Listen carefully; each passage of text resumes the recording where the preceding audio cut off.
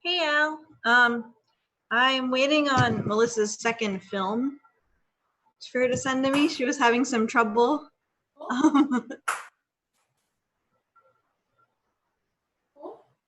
I'm on a call. Oh, sorry. It's 6:52. That was seven minutes ago. What time was your call? Hello, can you hear me? Hey. Hello?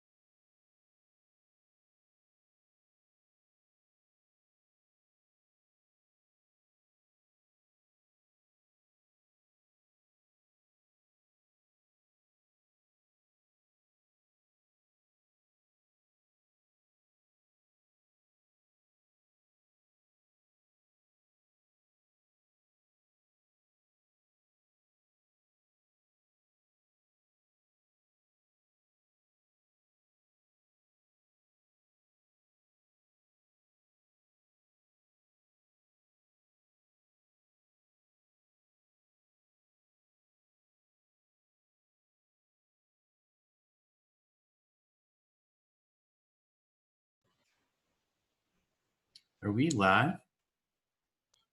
Yeah, we are. Sorry, we're not on live, but we're waiting because I'm still waiting for the last film. Hi, Melissa. Hey! Oh my god, I have no idea what's happening. Are we live? No, we're not live. Okay, good. Sorry, this is I am the worst notoriously.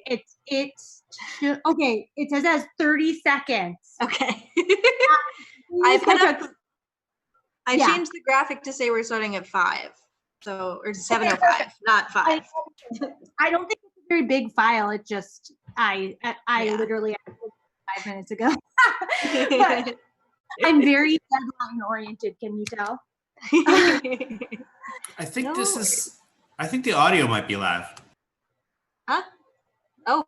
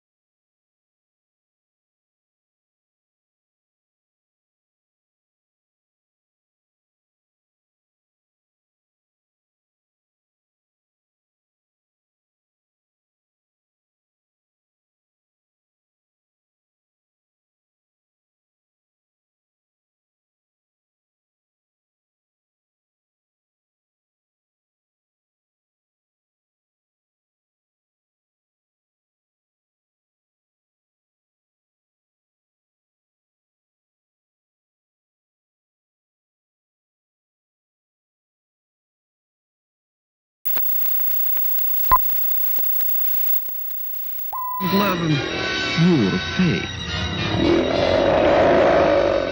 Will it be life or living death?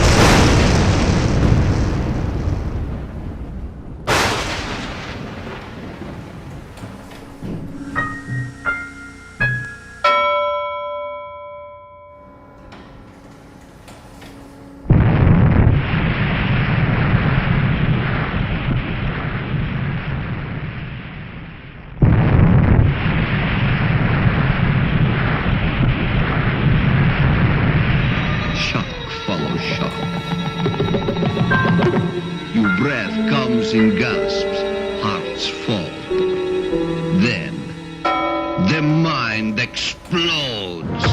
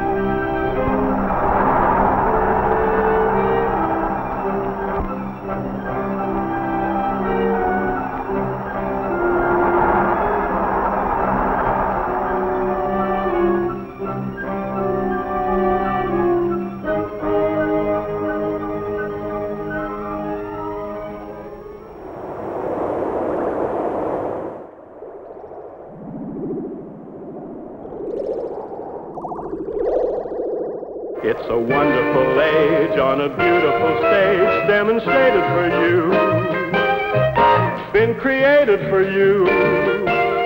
It's just a part of the thrilling start of Century 21.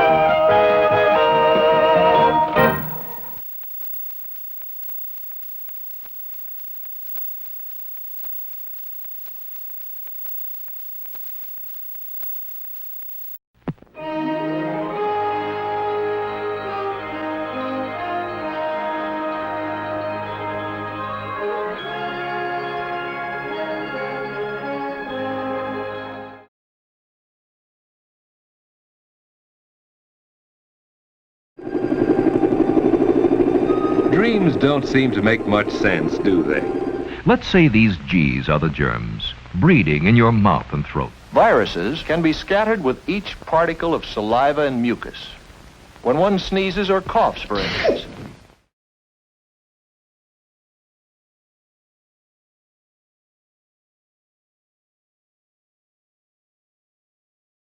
Zoom.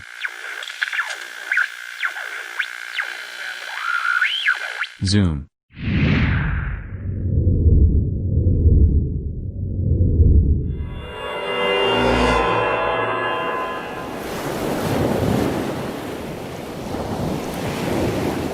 Zoom.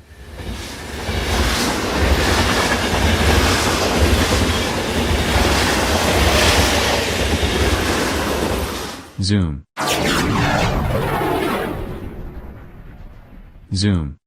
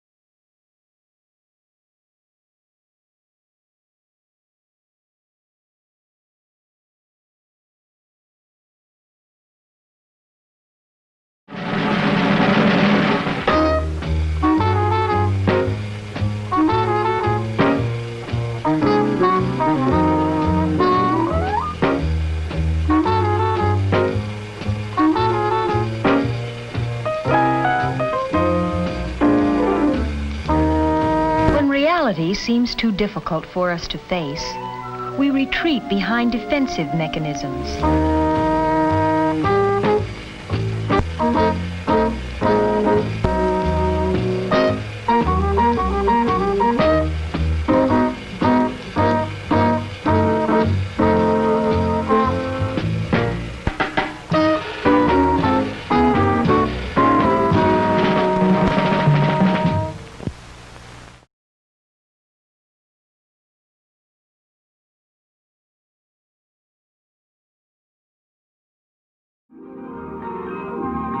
Beaches are closed for the foreseeable future. Our virtual tour of the sea lets you experience the wonders of the ocean through a curated selection of pre-recorded footage.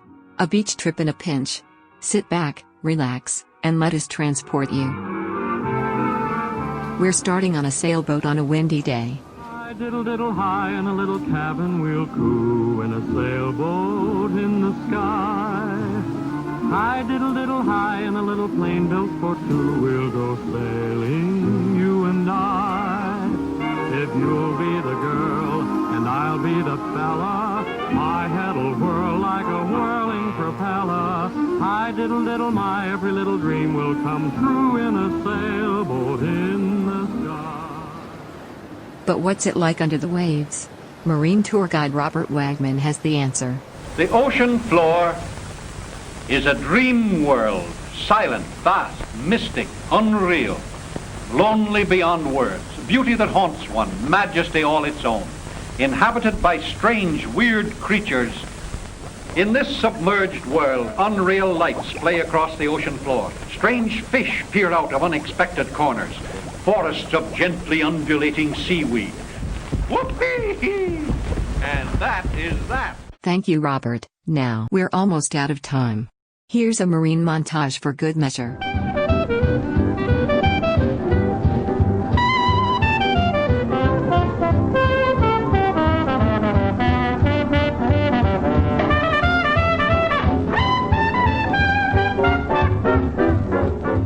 Oh yes. We hope you enjoyed Tour of the Sea. We'll see you again when society reopens, and in the meantime, look out for Volume 2, Tour of the Library, coming soon.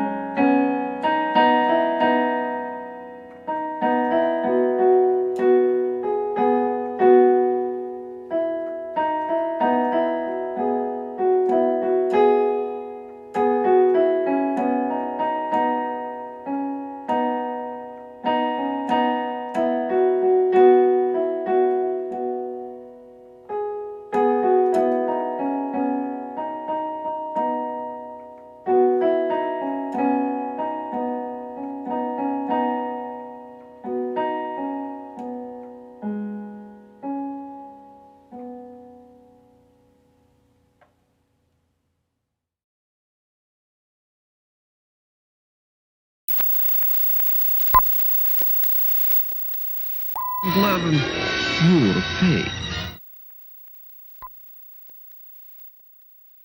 11 rule of fate.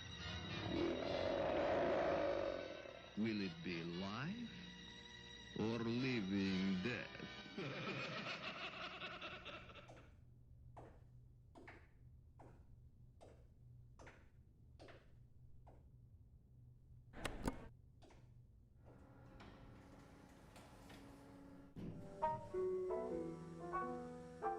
There we go.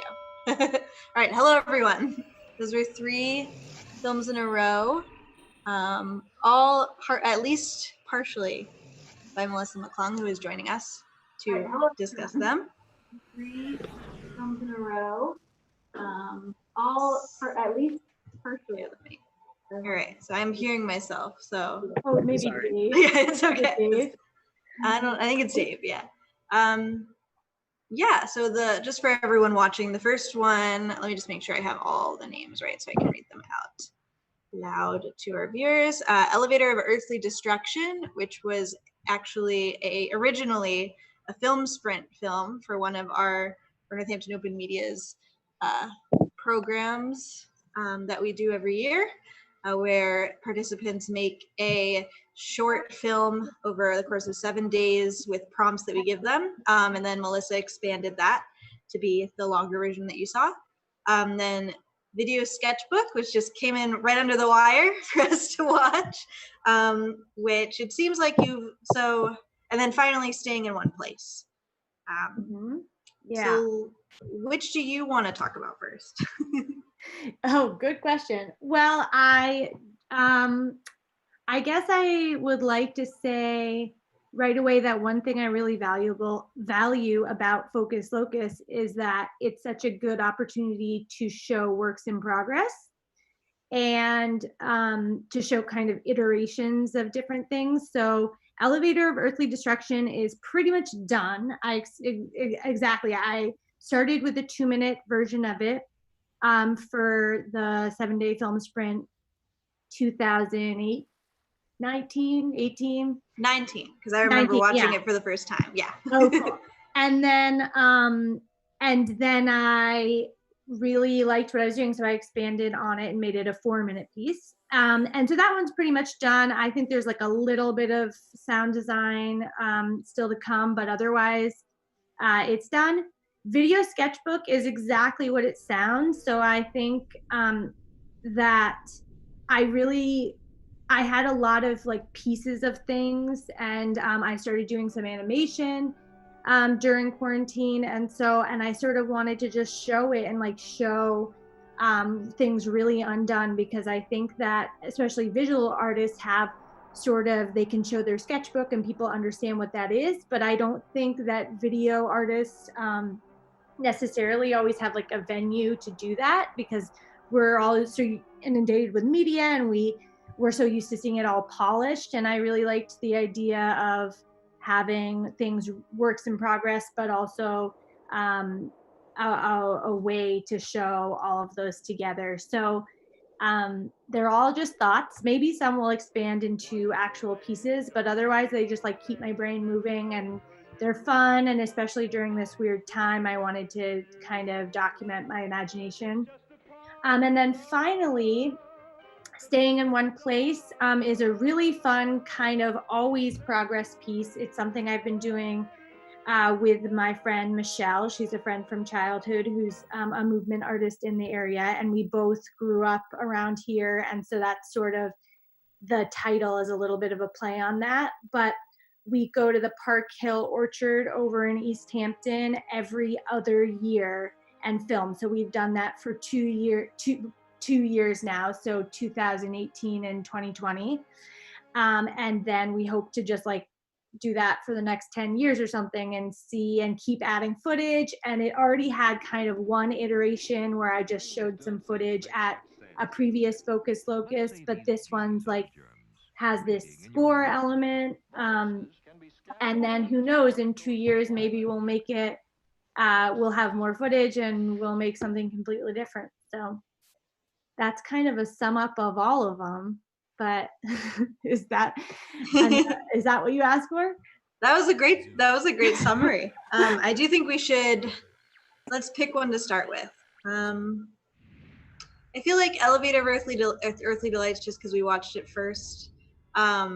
So when you were expanding it, because I feel like it has a very clear narrative in some ways, and you really played with that. What were you looking for when you were looking for new things to add, I guess? That's a great question.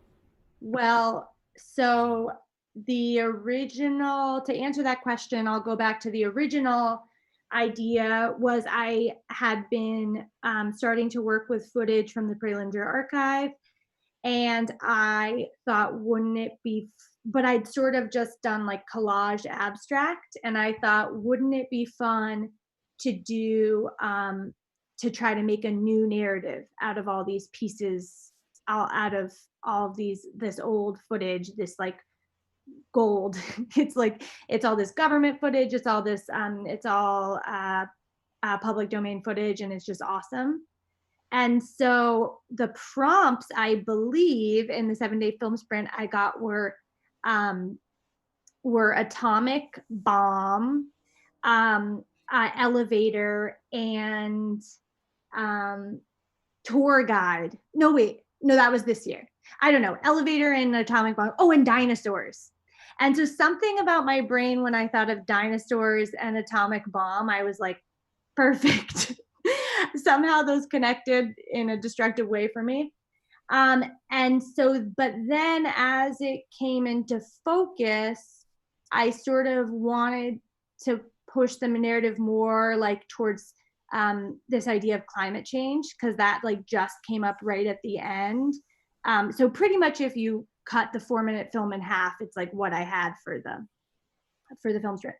So I really wanted to push, this idea of like bringing climate change into it. And then honestly, like a lot of my things, and sometimes this gets me in trouble, I just like go forth into the abyss and see what happens. I knew that I had hit on something exciting with the 2-minute version, and I wanted to expand on it more. And I also wanted to critique this, like, the politics of it and how that like bogs us down. And that's what happened. But honestly, it was a lot of like a winding path. And then finally, when I saw the rocket, and I was like, okay, he could escape. And then I thought, okay, he's gonna try to make a new life on Mars. And then I felt like, all right, this is complete now. That's a very long-winded answer, but No, it's great. You guys have any thoughts? Yeah, I mean, I get you kind of touched on it with your last comment there, but with the elevator being such a great vehicle for being able to introduce different elements into the video, I was kind of wondering whether, and you had kind of a narrative that you were working on, but how much was it like looking for specific elements, and how much of it was like kind of searching for inspiration? Like I feel like a kind of a common theme between all the videos or the films that we showed was there's finding inspiration like out in the world, either with found footage or interacting with art that exists and kind of interpreting it physically in that last piece. And even in the sketchbook, it was kind of taking advantage of kind of a free form like stream of consciousness, different, like you were saying, different works in progress. But with the elevator of Earthly, is it delights or destruction? Destruction. But I love that you said delights, Liz. That delights me, because that's kind of I didn't even realize I did that. But was it finding inspiration, or was equal parts finding inspiration and searching for the thing you were looking for, or was it what's the ratio there of tracking down the materials that you used? That's a great question. I think it's probably about 50-50. I think there's something that really frees me and like delights me about like the chance of it. Like I also do visual collages, and I love not overthinking it and just sort of like, oh, I found this image, now I'm gonna use it. And so I definitely went forth and like searched for elevator footage and atomic bomb footage and dinosaur footage, and once I got that prompt. But the elevator footage I found was really made it, because it's actually this terrible. It's like from the 50s or 60s, and it's this guy, and he's like in dire straits, and he's riding the elevator to this top of the building. But then like goes on, and it's like about mental health awareness. But anyway, that might be revealing too much. But all that to say, like as he rode and he was so serious, that really like set the tone for it. And so I think in a certain way, even though I searched for elevator, the fact I just love so much the chance that there was this elevator film, and it was that film, and it was this very dire looking man riding to the top of a building. So it's just so cool. I think that part of me is like every director, very controlling, or very or a perfectionist. And so I really enjoy that there's something that's out of my control in the process. And then, I mean, if you just go in, when I watch some of the videos, I'll like, it'll completely inform my decisions, because I'll obviously have no idea that I'm going to find a horse jumping off a diving board. and then all of a sudden I'll see it and I'll be like, okay, well, that's definitely going to be used somewhere. You know? Yeah. Yeah. Oh, go ahead. You go ahead. I was just going to ask about narration. I think it's really interesting, like how that interfaces or plugs in with narration, and kind of it connects to what Dave's saying a little bit too in terms of process. Like, do you find a piece of narration, and then is it about fitting things to that's inspired to you, or does that come later, or is that part of the footage that you're using for something else? And I'm wondering how much that audio like kind of connects to the rest of that, and what role it plays in either determining direction or how much you respond to it. Oh, that's a great question. The narration for Tour of the Sea, I actually I wrote it and it's automated. I got a text to speech. I think that was the highest budget for a film sprint film so far. I spent $5 to get unlimited text to speech for like a day or something. But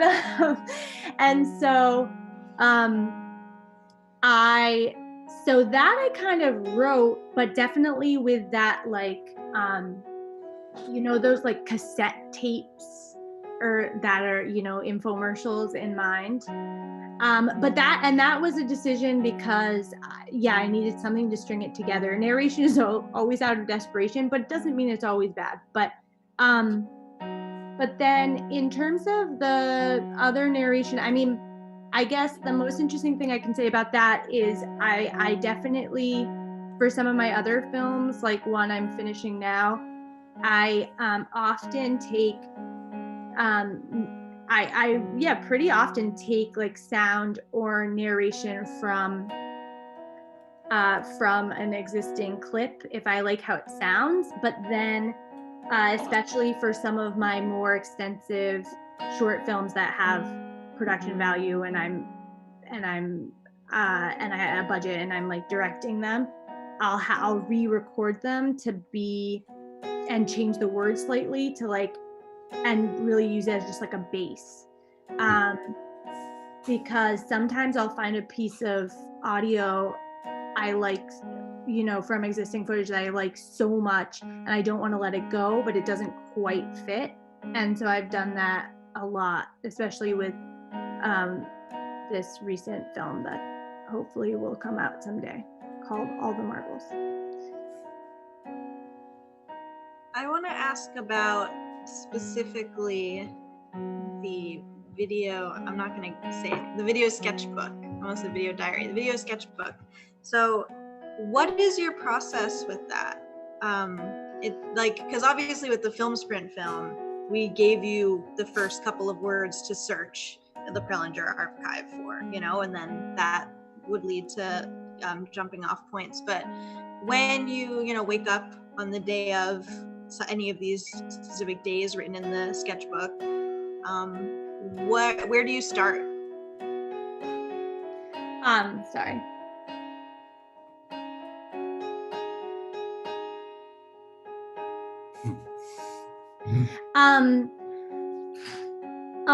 Great question. Well, I have to admit that the in-between portions that I did, that's what was taking me so long today.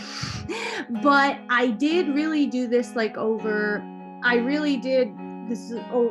do this over a long period of time. I really from March to June, but I didn't. And I tried to stay pretty true to the dates, or as true as I could.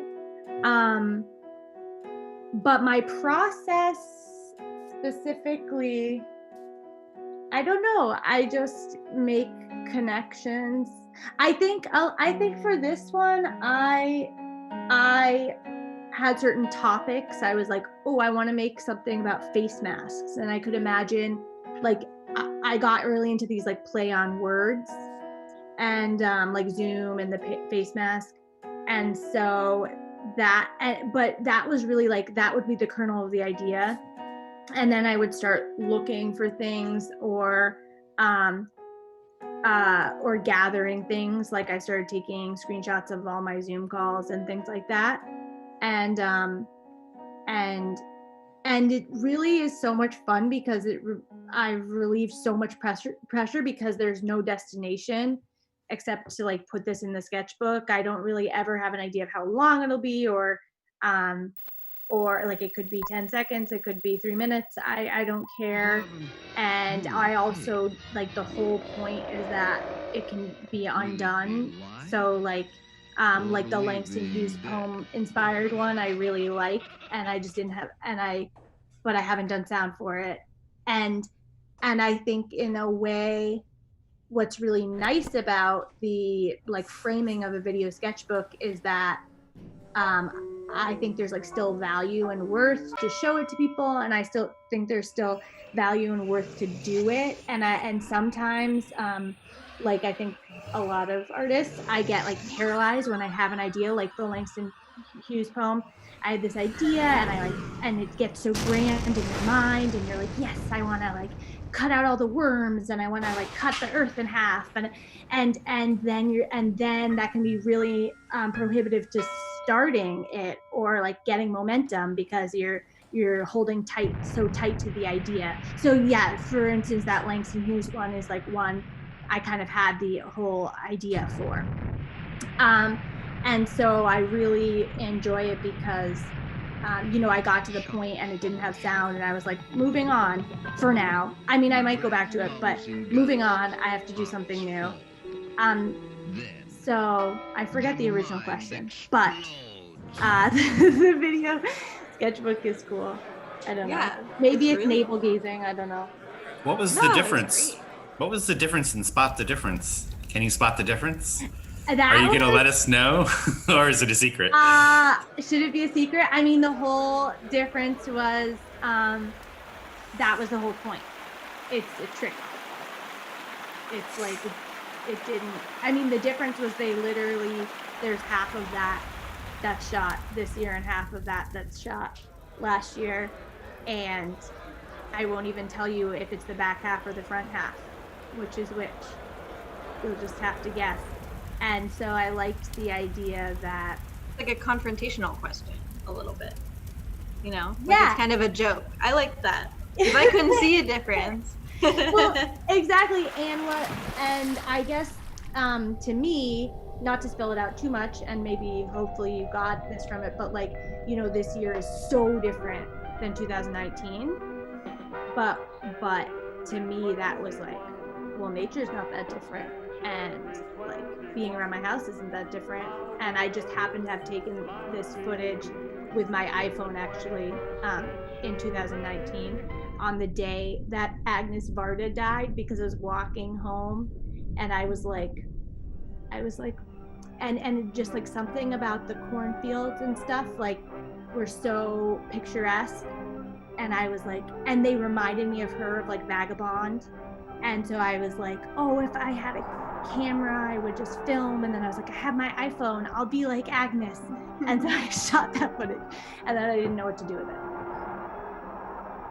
I love the idea of creating a kind of a video sketchbook like that, though, because, I don't know, like I feel like we're all hoarders now. We're all digital hoarders. We just have piles and piles of things with nowhere to put them and no kind of like rational way to share them. And creating kind of like an anthology like that of personal experiences and thoughts and projects, is a great way to curate those things that otherwise just end up gathering dust on some hard drive somewhere or something, So I really appreciated that as a way of kind of like framing those things and framing them in time is a cool way to do that.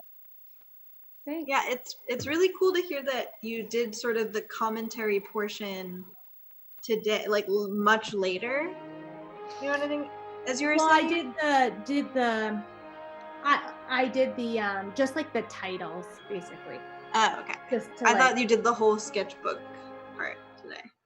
Basically, yeah. So then that I feel like is very cool because it's like it's I don't know. It's very meta in that you've taken all of this footage and done all of this work, and then we get to see sort of your re-experiencing it and offering like new jokes, and a lot of that comes from sort of the process of having done it.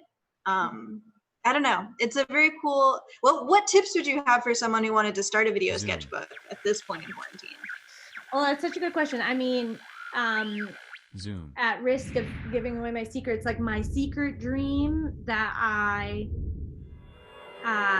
will realize soon is that I have a website and I want like basically to have a blog, but like ideally I want to have a specific book where like you turn the pages and then it like boxes out and shows the different things. So there is something about it in this format where it's like a linear video that I don't quite like. I like the idea of like you being able to experience it more like a sketchbook.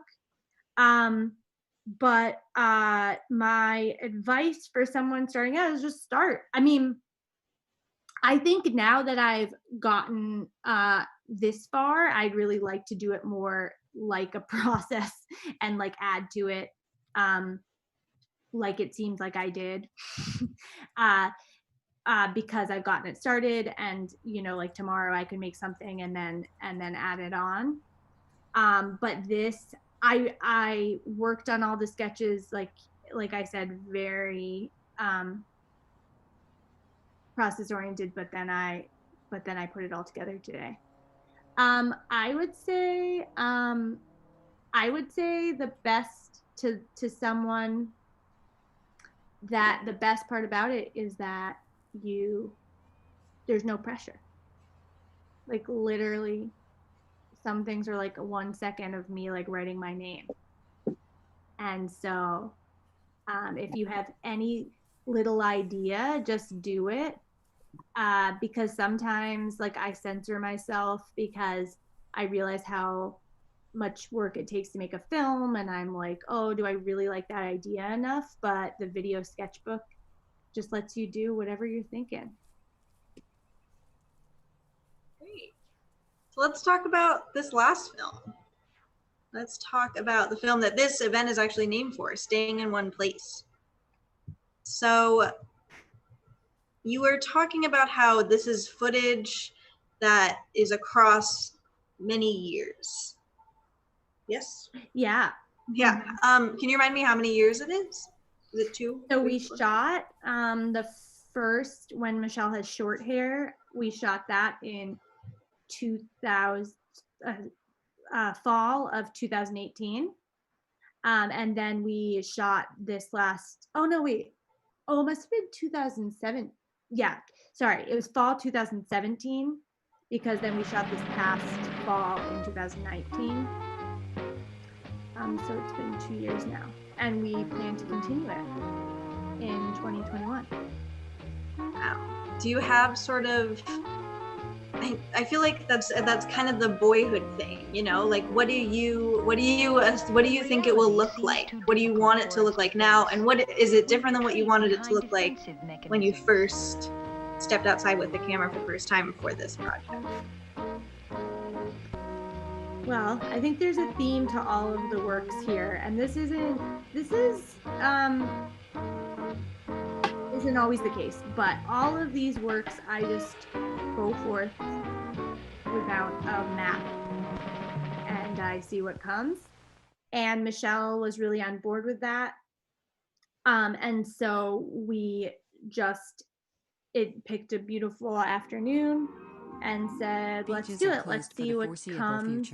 Our virtual and tour of the sea lets you obviously we experience the knew, wonders well, of the we ocean not through a obviously, curated but selection of we pre-recorded really liked footage. Park Hill A Orchard, and beach we trip knew in a that there were pinch. the sculptures Sit back, relax, and let us there, transport and you. so we We're knew that starting on a that would sailboat definitely on a be a windy theme of day. her exploring the sculptures.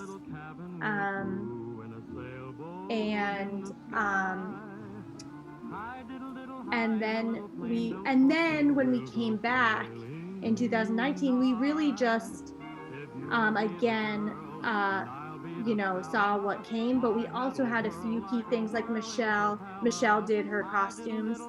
She just brought a big duffel bag of of different things that she thought would be fun, especially But thinking what's about it like light, under the waves? like Marine the tour guide sequins, Robert and then Wagman has the answer. like the The white ocean things floor and the red. is So a she dream really was world, great silent, about vast, putting a mystic, costume set unreal, together. So lonely she beyond brought words, kind of beauty the that haunts similar one, things majesty on its own, in 2019, inhabited and by then she strange, also weird creatures.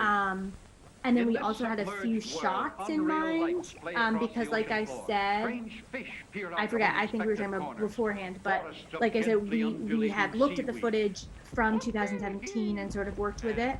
And so we Thank knew, you, we Robert. actually had even Now, showed it we're in front of an almost out of audience at a time. Focus Locus. Here's a marine And montage for so good we measure. knew that, like, for instance, that when she goes up to the mirror house and her arms appear, like that was a really big moment that the audience was all like, whoa, what's happening? And so we wanted to recreate that. So we had a few moments that we wanted to recreate, but Oh, yes. otherwise we just We hope you like enjoyed Tour of the similarly Sea. went in and We'll- kind of explored. And this time, 2019 was really cool because we started recording like our thoughts with a recorder during the process or like after, just like thinking about how we felt different doing it 2 years later, and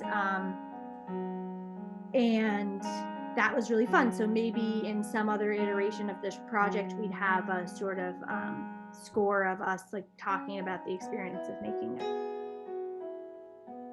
That's very cool.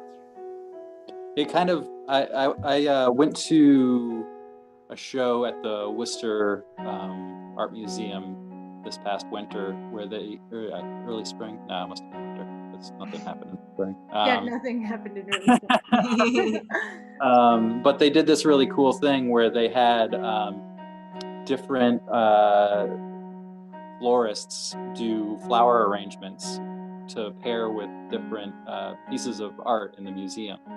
And so some of them, like they were like recreating a painting with flowers, you know, where you could kind of see, oh, this, you know, this red is the woman's dress, and this so cool. flash of pink is her face, and the last film kind of reminded me of that, where you're taking kind of, there's two different artistic mediums, but they're kind of playing off of each other, and she's like with the costumes, but also with her movements, she's kind of recreating the emotion of the piece. It's like three different artistic mediums. Yeah, absolutely. You're totally right. I don't mean to devalue the video portion of it. No, but it's cool. But yeah, that's I think that's I really appreciated that kind of that play between different mediums. It was really cool. And so is that the intention? I don't know. I might have been putting something else on it that's not there, but Oh, I think that's like exactly the intention. Yeah. But we arrived at it sort of organically. But exactly, we wanted, especially the second one. Well, I don't know, both, but I think especially perhaps the 2019 footage, we had an idea already, and we wanted to sort of mimic the sculptures and she definitely was thinking about that with her movements and definitely with the costumes. Yeah. The first time we sort of like, again in 2017, we went in with zero expectations, and she had a duffel bag of clothes, and it just so happened that like a lot of it matched the sculptures, but we also just discovered that and played on it for sure. Cool. I feel like every sort of, I'm glad you read that into it. Sorry. I think what's really striking about this one for me is that each, like in between each cut, it really feels like it could be from a different movie, because it's so curated in like there's so much emotion in her movement. The art pieces really feel like set pieces because of how she's moving. And like you mentioned the costumes several times, like I don't know, there's something about it that really places you and almost makes you come up with a character for her that's different in each time. And that also, I think, has a lot to do with your camera work, because it really looks like, I don't know, like it looks like it could be an Agnes Varda movie, you know? Like it's very, it really personifies different characters over and over again, where it could almost be a different person every time. That's so cool. This is why I like doing Q&As, because it's really nice to have, you know, so many times we, or at least I am like alone in the edit room, like banging my head against the wall. And well, I'm actively trying to do that less by doing a lot of process oriented things. But, and I think a lot of times I'm following my instincts so much, and I have a hard time knowing how the audience is perceiving it. So it's so valuable to me to screen it and then have a talk back like this, so I hear these impressions, because that's just like so cool. And we definitely hadn't thought about that. I have to ask Michelle. She might have thought about character more than I did, but I didn't really think about character. But I think that's really cool that you thought of that. And I think on the about the set pieces part that you said, I think one thing, you know, I'm really passionate about is regional filmmaking. So filmmaking not in a film hub like New York and LA, filmmaking in Northampton or East Hampton or Hadley, where I am. And also I don't have big budgets. And so I think finding ways to bring the production value without having to do it yourself is really valuable and a skill. And I mean, speaking of budgets, we'd be remiss to not mention the Arts Council, right? In supporting this. Thank you, Arts Council. It's so awesome. They're the best. They supported the last film in particular, but really just my art in general. And I'm really grateful to them for the support. Yeah, there are a lot of good people supporting artists in this area. We're lucky.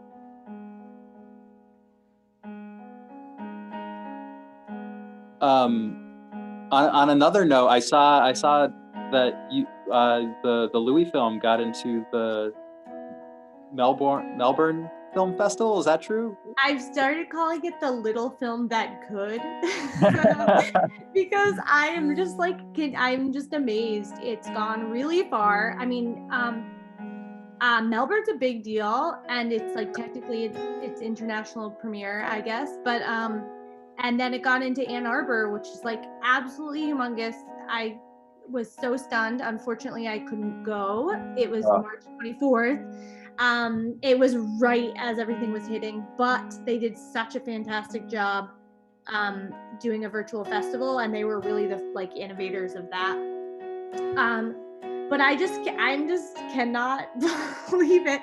Congratulations, it's awesome. Thank you. I made that film with the macro lens from Northampton Open Media. And just my 7D and me and Louis, basically. And Andrew, my husband, did some sound design, but it was absolutely so tiny. And so I started just on kind of a whim submitting it to things, and then it started getting in, and I just could not be more amazed and surprised. But Louis is an amazing character, so I'm not surprised. I actually, on that note, the last place it played was the Ashland Film Festival in Oregon, another place I had tickets for but couldn't go. But they had a really cool, it was within the American Portraits program. It was like a shorts program called American Portraits, and it was so fantastic and so moving, and it was like such amazing and diverse portraits, both in terms of mediums and just people that it was portraying, and it was so cool to see Louis in that program. I've heard that, you know, as your film plays more and more places, you sort of see it up against what it's playing with. and it really changes the tone. And that I felt like was the most successful pairing so far. No, I mean, Ann Arbor was great too, but and it really just brought so much, him being within a bigger group of portrait films, and it was really stunning. So anyway, I don't know why I brought that up, but it's a really amazing. I brought it. Yeah, it's really amazing to see where it's going and how it's kind of changing and evolving as it has more and more audiences. Yeah, it's great to see it, being seen so many different places. It's really exciting, and hopefully, when everything cools down a little bit, it'll get into some more, and you can go and enjoy the experience with other people. Yeah, luckily I have another short coming down the pipeline that you might be familiar with, but that's finally getting finished, and I'm hoping that by the time that's coming out, I mean, at my rate, yes, by the time that's coming out, hopefully the pandemic will be over and I can go and visit some of these places. Do you feel like, I noticed a little bit like, with Louis, and like Louis feels connected to the found footage for me a little bit somehow. Like there's these like sort of lines through your work that I observe, and I don't know whether it's coincidental. Like also water is the other thing, lots of water and undersea stuff in what you do, and like, do you have any thoughts about that? Yeah, I have lots of thoughts. That's awesome. It's so fun to hear these things echo back. I just showed Louis and Elevator of Earthly Destruction in early March, at the end of February, early March, at a gallery, which is really cool. It's my first gallery show. And I had to write an artist statement, and I sort of just put those two films. I mean, they sort of had to do with the theme, but I put those two films in it because I felt good about both of them. But then I had to connect them. And Al, it's awesome you hit on that, because that's exactly what I wrote about. Was sort of, I started working after I made the Louis film. I'd made a shop about an antique owner. I started working a lot with found footage, and I think in a certain way, it was seeing Louis's relationship with objects and found objects that somewhere deep in my brain, subconsciously, I sort of absorbed that and started thinking about found footage. And then also, I mean, I'm just attracted to, I think there's something so special about things that already exist and seeing them in a new way and playing with them in a new way. And I think that that's a through line with both things. But the thing about water, I mean, I live right on the river. I don't know if you can see, but just to brag. But I also ridiculously, when I lived out near Boston, I had this insane situation where both me and my boyfriend at the time happened to literally live in cabins on ponds.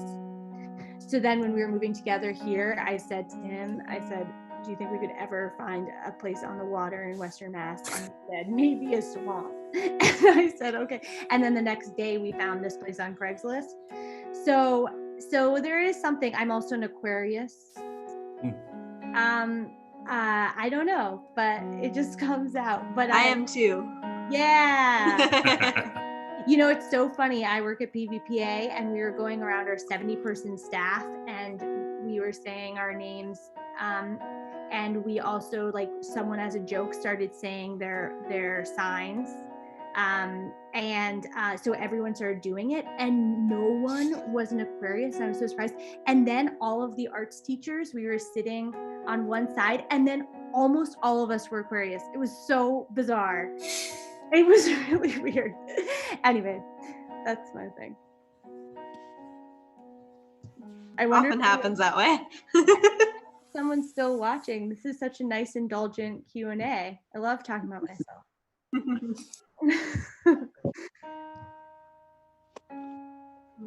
Do we have other questions? Do we want to? What are you working on now? Are you just what are you working on now? Well, I just finished up an awesome music video I'm really excited about that I directed remotely on Zoom, and it was really fun, and I'm really excited about it.